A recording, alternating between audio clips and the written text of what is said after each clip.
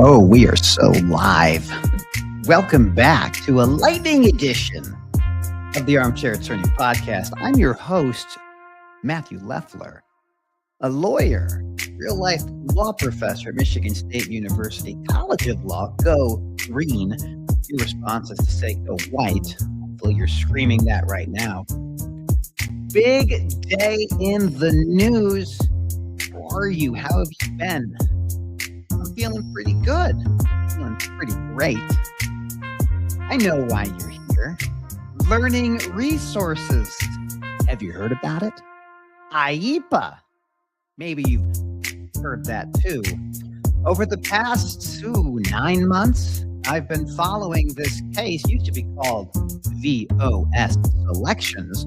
It got combined with another case. That case is the Learning Resources case. The most important Supreme Court case in my lifetime, probably your lifetime too, if you've been following it. What's at issue? The use of the International Emergency Economic Powers Act, that's IEEPA, and the use of reciprocal tariffs. This case is easily the most important case in my lifetime, likely the most important case in your lifetime. And today, we're going to live break it down to the best of our ability, give you the heads up of what's to come and what has happened. You may hear some children screaming in the background. The toddlers are still around doing what they do, which is playing with Legos and screaming in joy or in trepidation. I don't know quite the answer. This is a nice little segue to what we're going to cover today.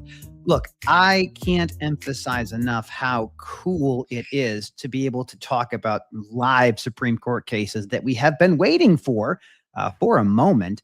If you've had a chance to read the opinion, it's 170 pages. We'll link that in the notes of today's program. And obviously, this is new. This is breaking. This is something that many people anticipated. Maybe not everybody, but certainly some did. Some did.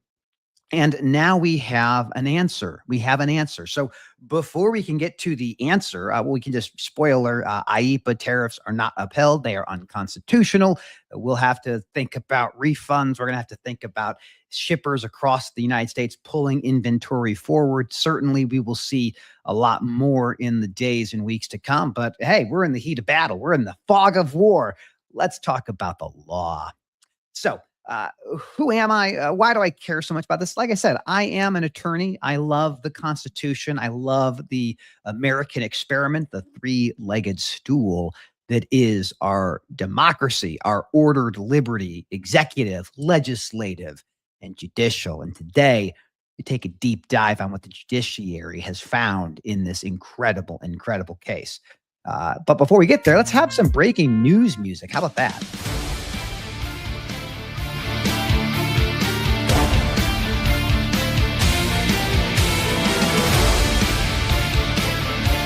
Breaking news, ladies and gentlemen. In the case of Learning Resources versus Trump, or VOS Selections versus Trump, we have a decision. Yes, we do. We do. This case goes back to the early part of 2025, Liberation Day. Maybe you remember it, maybe you don't. Either way, that's okay.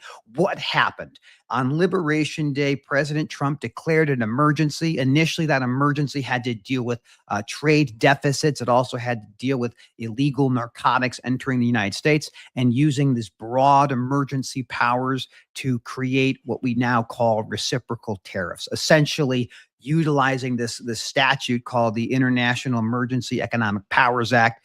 We created these tariff regimes across the entire world, and immediately we saw lawsuits.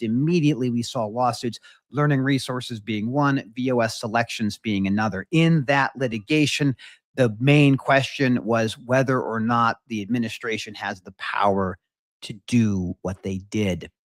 Now, that's a twofold question, really. One, does IEEPA offer the ability to raise revenue tariffs? That's the first question. And number two, even if the IEEPA tariff was explicit in offering this power to do tariffs, could that delegation of constitutional authority from the legislative to the executive, could that even happen?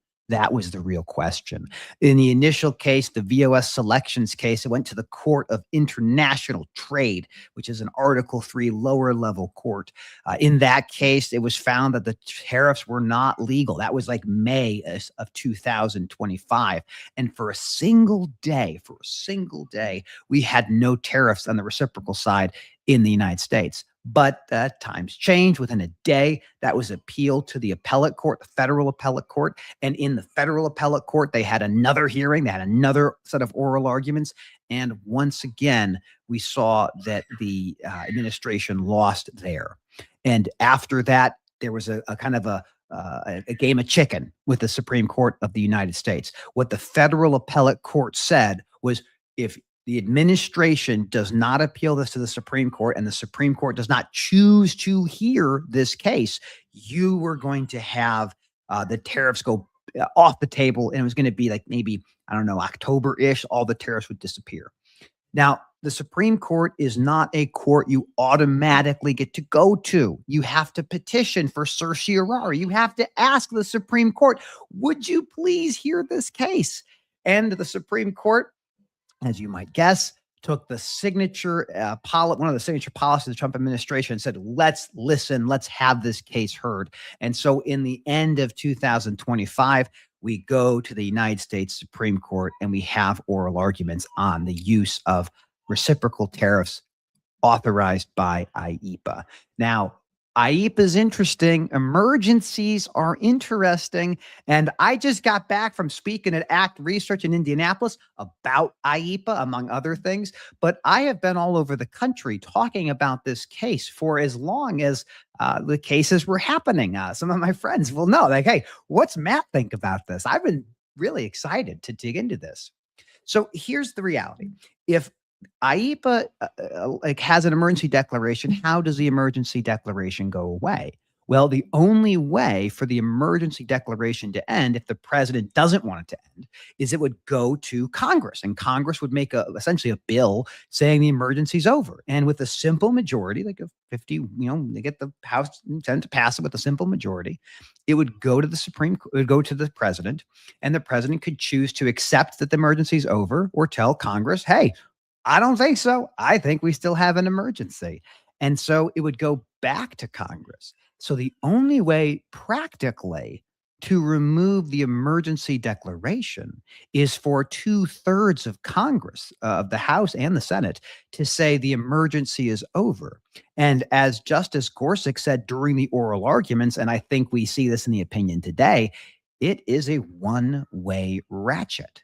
You declare an emergency, you're never going to get 2/3 of Congress to do anything. So what happens? Do those just stick around in perpetuity? Maybe. So this is the question we have to wrestle with. It's going to go to the Supreme Court. It did go to the Supreme Court, and we heard the arguments. Now, there were not nearly as many amicus briefs, friend of the court briefs, that we typically see in cases of this magnitude. We had a lot, but not as many as I had suspected.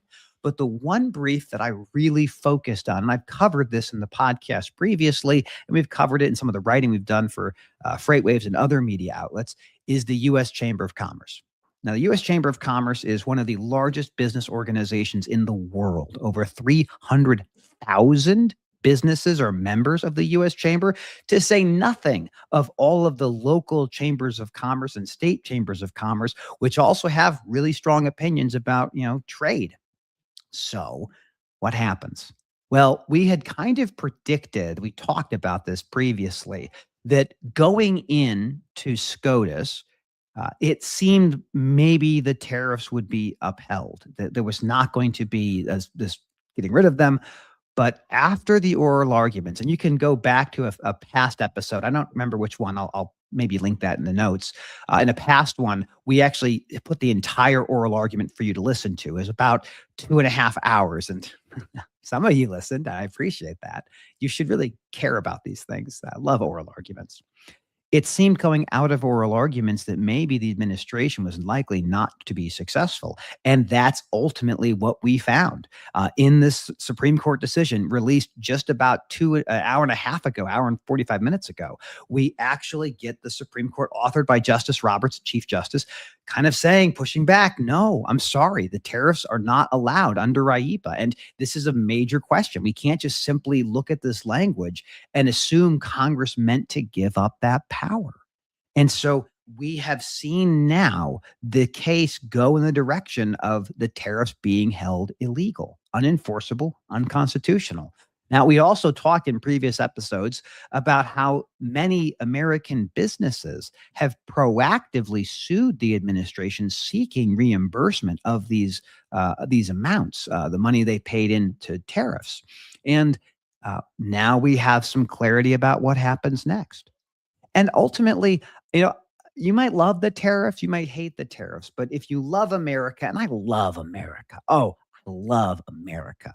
You love to see the push and pull of the separation of powers. And that's what this case is ultimately about. The US Constitution gives Congress two very specific powers. The two very specific powers are the power to raise revenue and the power to declare war. And to raise revenue, that's what the American experiment was founded upon: taxation, taxation. And our founding fathers, and you can go through the Federalist Papers, you can go to the Anti Federalist Papers, they wanted the ability to raise revenue to be with the branch most closely aligned with the American people: Congress. It was always meant for Congress. And this case really highlights what that is all about. If the government wants to declare an emergency and raise revenue, and maybe sometimes they need to, we need the president, we need people to have emergency powers. There's no doubt about this.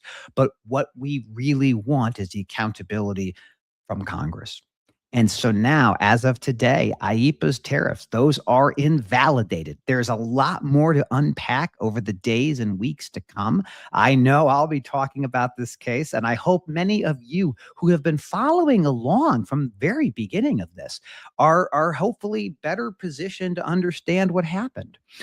You can say, and I've said this previously, maybe you love these tariffs. Maybe you love the use of emergency powers and you like declarations of emergencies that give these enormous powers. But you have to remember, power is like the formation of a star. There is an accretion disk where the mass plunges inside.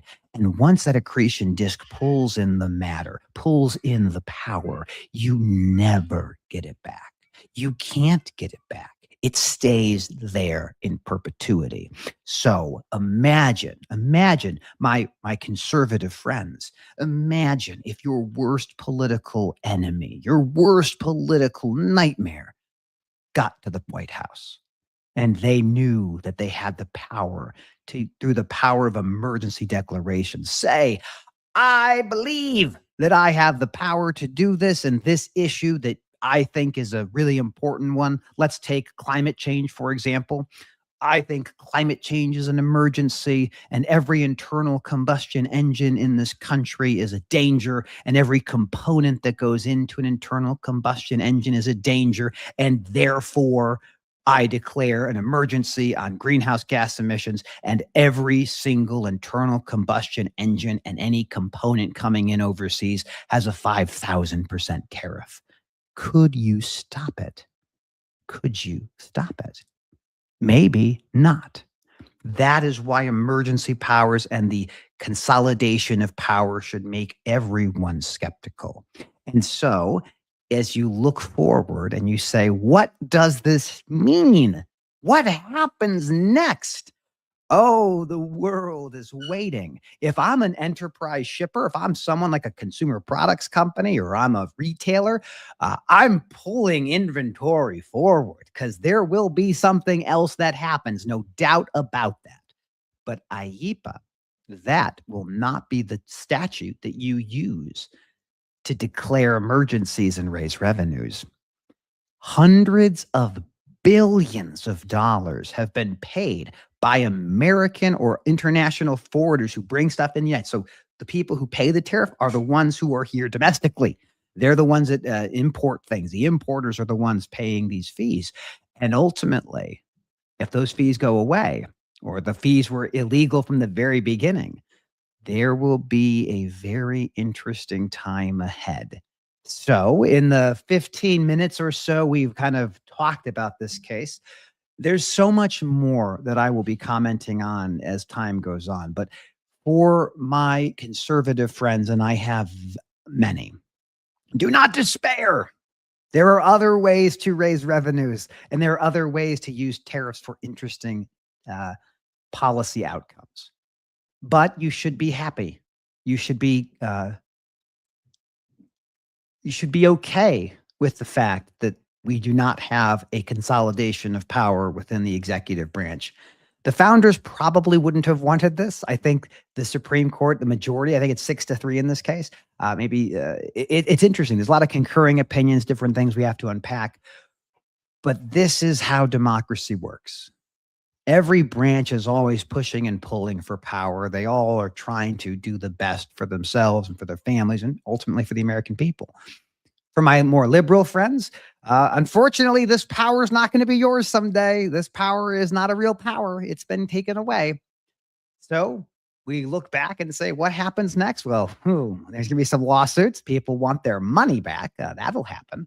But as of now, as I link in the show notes, there's 170 pages. I still have to go through a lot more. But we now have an answer.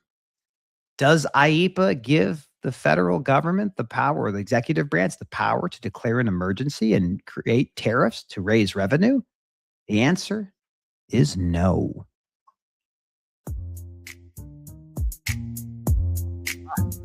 I like that. We got some comments. Oh, let me go back. I'm getting ahead of myself. Hold on. People want questions. All right, let's answer some questions. Let me kill the music. We'll put it out a little bit lower.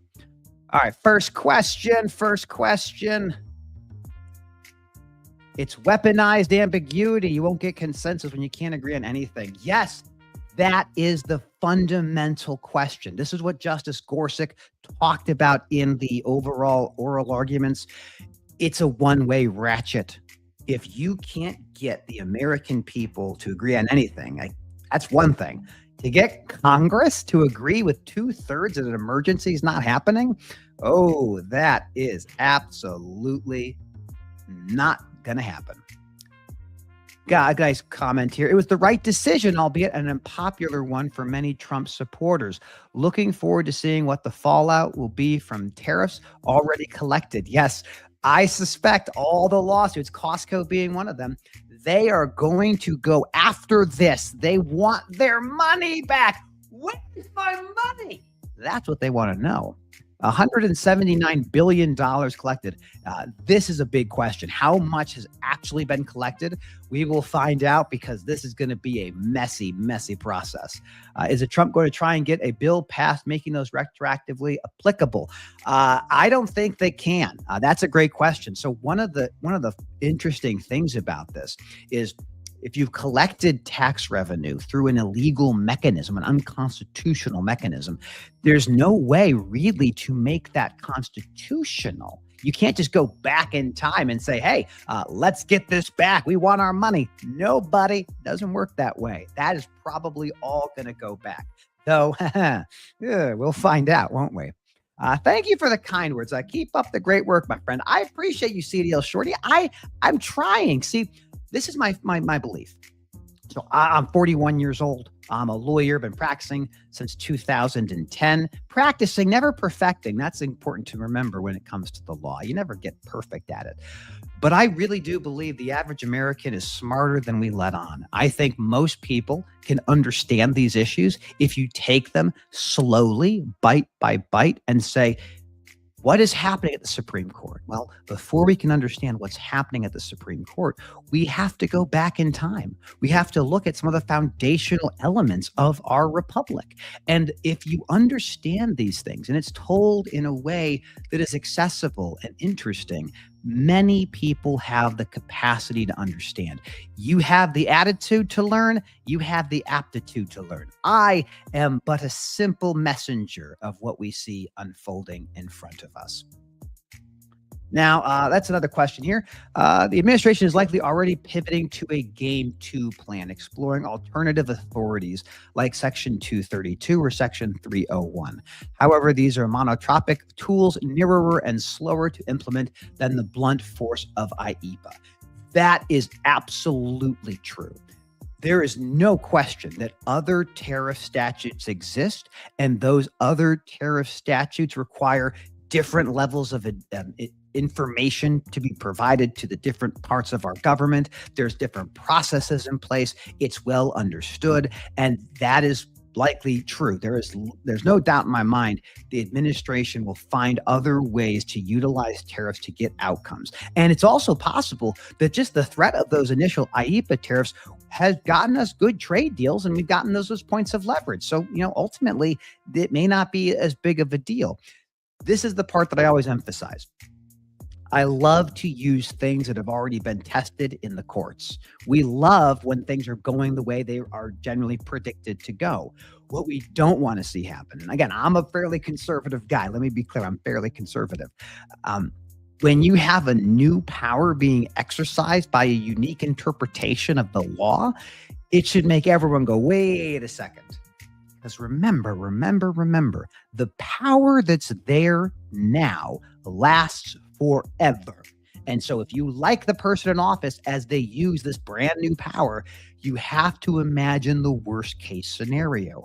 Part of the beautiful thing about my own practice and my own experience, especially having toddlers that are 3 years old, is you have to always assume the worst thing is going to happen because, spoiler, it probably does.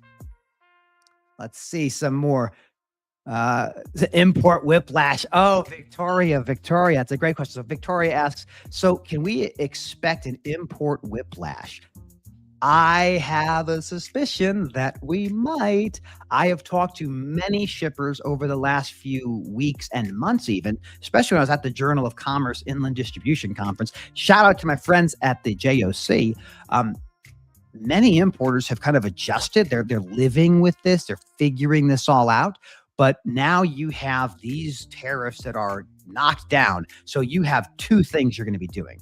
One is you're going to sue to get your money back because that money was collected illegally from this new ruling. But two, there's probably more tariffs coming. Pull it forward. I'll tell you, and I want the Trump administration, if you're listening, maybe you are, maybe you're not, but if you are listening and you see a massive surge of imports and you see a big giant growth in the transportation sector, trucks, brokers, all of this, you can take credit for that. You can say, hey, look what we did. We helped everyone get rocking and rolling.